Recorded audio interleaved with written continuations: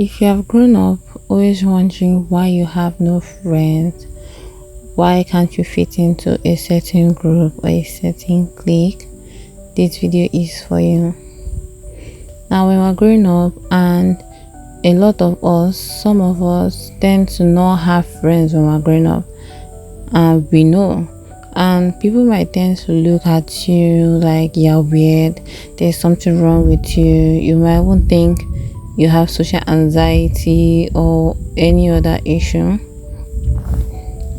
But having having no friends is not a bad thing. Most times, the people that feel they have no friends, they always have people who love them, who support them. Do you understand? But it's just that they can't fit into a clique. They don't have people to call their own. It's either your friend is best friends with another person, but you don't just have that tight group of friends that you know is your own. So we grow up thinking and saying that we don't have friends, we never have friends. Well, obviously we do have friends, but it's just like we don't have one person. We don't have that person that we can call our own. And that is it. And I want you to understand there is no issue in not having friends. A lot of us have grown up to think that there is something wrong with us if we don't have a large group of friends, if we're not going out to social events with our friends, or you see all these large friend groups and they're going out and you wish you were part, you wish you had that type of clique. Who doesn't want to have that kind of social life that seems to be so nice? So you wish you had female friends that you can be supportive with, and everybody will be happy together. But it's not like that for you, and there is a reason why. It's mostly because you are created in this world to stand out. That's one thing that we as chosen ones, we as the 1%, are finding it hard to realize. A lot of us have been brainwashed into thinking our power, our quiet nature, our exclusivity, our quietness is a weakness. We have been brainwashed into thinking that there is something wrong with us because of the way we are, because you keep to yourself, because you are different, because you don't talk to people. And they are going to make you feel that you are weird because you are in a society, in a world where people don't really have a mind of their own. People are too afraid to stand on their own. So obviously, as the strong one, as the main character of her life, you're going to be different. And since people cannot understand this difference, they're going to label you as weird, which is definitely not even a bad thing. Now, for people who can't tend to have friends or stay in cliques, a lot of chosen ones, a lot of the 1%, people that are quiet and have a reserved nature, they don't seem to do well in cliques because most times we are deep thinkers. Okay, we think a lot. You can't behave anyhow and expect us to look the other way. Most of us have high values and high standards. In a friendship group, something bad might happen and everybody just looks over it or laughs about it, but as someone who sees and feels things deeply, you definitely call out people's bullshit. You put people on check. Okay, you don't take things lightly. A lot of people take things lightly and they don't see anything in certain actions that they do. But you that is a very good observer, you will notice all these things. And because of the high value and standard you have for yourself, it will be very hard for you to accept less than you deserve, which will not allow you to be able to stay in certain spaces such as friendships and relationships. That's why people will see you and say, why don't you have friends? Why don't you have friends? Because you're very picky. Because you cannot stay in a group of friends where you know that this person is fake. You cannot stay in a group of friends where you know that when person A leaves, the whole group starts to gossip about that person. And when I leave, everybody will start to gossip about me. You cannot stay in a friendship group that you know is toxic, even though nobody talks about it. You see bad things happening and you call it out. But nobody is going to call it out but you. And that's why they see and ask you, why don't you have friends? It's because of that. It's because you have standards for yourself. It's because you're not willing to accept less. Okay, so and a lot of people depend on external validation. I want you guys to understand that there are certain types of people in this world who cannot dare to stand on their own. There are certain type of people in this world who cannot lead anybody, and they cannot lead themselves. They must have a leader. That is one thing I've come to realize. There are certain types of people who cannot stand on their own. They must be following somebody. Okay, so those people depend on this validation. They depend on approval. They depend on the security of social gatherings. And you that is not dependent on anybody's validation or approval, you are going to find it harder to stay in friendship groups and cliques, because you don't need their approval. You know, you have high self-worth and high self-esteem within yourself. You don't need anybody to tell you that you're okay. You know, you have done the inner work, you have done your shadow work, you have elevated and ascended into another level in your life. So you're not waiting for anybody to come and tell you what you're doing is right or tell you what to do. No, you are moving on your own path, and you are strong. You are learning. You are living this life for you. You do not need external validation. You do not care what people say about you. You understand your value. You understand your worth as a person. And there are people who do not just have this understanding. There are people who are scared of being isolated from a group. Some people will join other toxic people in a group setting to bully someone just because they don't want to be the ones that are bullied. Because if they don't join, then the group might turn against them and bully them. So they will join the group and bully. Those are the type of people that I say they don't have a mind of their own. They are scared of being isolated. They are scared of being called different.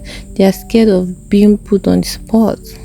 They want to blend in, and if that makes them to do terrible things, they will do it. Because they need that approval, they need that security, they need that validation, because they don't have anything to offer. They don't have value. They have not discovered themselves, and they probably won't ever discover themselves. So that's one thing you guys should understand. Some people cannot stand on their own, and there are some people who always need someone to lead, and then we also have people who always need to lead someone. So these are two type of people who do well in cliques. There are some people who are very strong-minded, but they cannot stand on their own, in the sense of they need followers. They need people who will always be increasing their ego and kissing their feet. They need those type of people who will tell them how good they are, who will constantly uplift their esteem. So these people are strong-minded, but they need that ego boost from other people. And the people that need a leader will go to that person who is strong-minded that needs followers. So do you understand? But you, as the quiet one, as the uber mesh, you don't need to lead anybody, and you don't need anybody to lead you. So you are always on your own. You are a one-man army.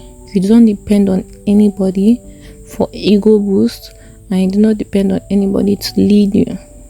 You know where you are going. You don't need anybody to tell you how good you are. You already know. You don't need to follow anybody's path. You already know you have your own path. You are creating that path for yourself. And when people see this, it's very dangerous. People cannot understand how and why you are on your own. People cannot understand why and how you don't need their validation. They want you to want to be their friends. They want you to come and seek their validation. They want you to come and try and appease them to join their group. A lot of them want that.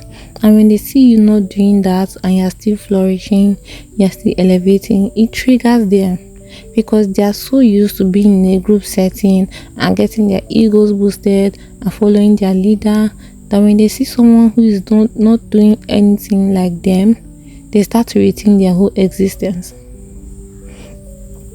They start to rethink their whole existence. Okay? So people cannot understand how you are able to move on your own, and that is main character energy. That is main character energy. When you're on your own, you're not following anybody and nobody is following you. It doesn't mean you don't have friends, but you're not gumbodying anybody. Do you understand? You're just on your own. There are some people that you don't know them for them, you always know them as somebody's friend. Like, for example, person A, you always know person A as person's B friend, but you can never know person A as person A. If they want to describe person A to you, they will say, don't you remember that person's B friend? You'll not be like, oh, are you talking about person A? Yes. Those people cannot stand on their own, and you want to make sure that you're never ever referred to as someone else's friend. Never. Everybody should know you for who you are and what you do, not as someone else's friend. Okay, so I'm just saying all this because a lot of us think that not having a large group of friends, not being very social, going to events and everything is a bad thing. It's not a bad thing. That is just your nature, and you need to accept it. Okay, you need to go more into it. That is your quiet, introverted nature, and that is what makes you strong. That's what makes you the 1%. You are not weird, you are different, you are the 1%. In a world filled with 99%, obviously, if they are calling you weird, it's obvious that you are the 1%. Don't you understand? So all your qualities, all those things that I have always thought are weaknesses, are actually your strengths. You don't need large group of friends, and not having large group of friends is also a form of exclusivity.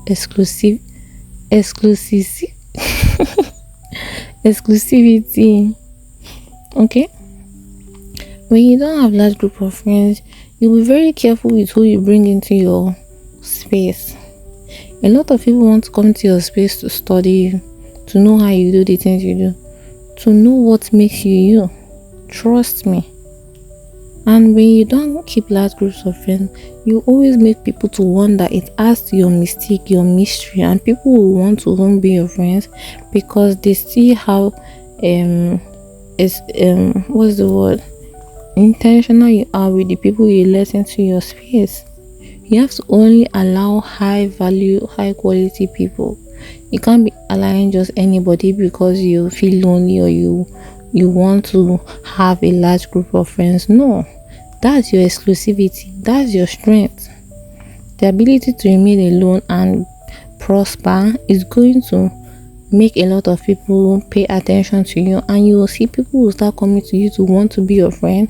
But even at that, you can't be choosing everybody. You have to be very careful. Be picking people who are like-minded, people who add value to your life, and don't just pick anybody because you want to have this social life. Okay, so be exclusive, lean into your exclusivity.